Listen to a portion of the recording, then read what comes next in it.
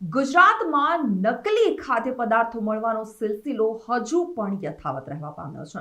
ત્યારે આવી જ એક ઘટના સામે આવી છે। દાહોદમાંથી નકલી કર્મચારી નકલી એને બાદ હવે નકલી ખાદ્ય તેલ ઝડપાયો છે। લોકોના આરોગ્ય સાથે ચેડા થતા અટકાવવા માટે દાહોદ એસઓજીએ કડકમાં કડક કાર્યવાહી હાથ ધરવામાં આવી રહી હતી, જેમાં દાહોદ એસઓજીએ બાતમીના આધારે દાહોદના ખરેડી જીઆઈડીસી ખાતે આવેલા ન્યૂ બાવાજી એન્ટરપ્રાઇઝ નામના કારખાનામાં દરોડા પાડ્યા હતા, જ્યાંથી પામોલીન તેલ સહિત નકલી ખાદ્ય પદાર્થનો જથ્થો ઝડપાયો હતો।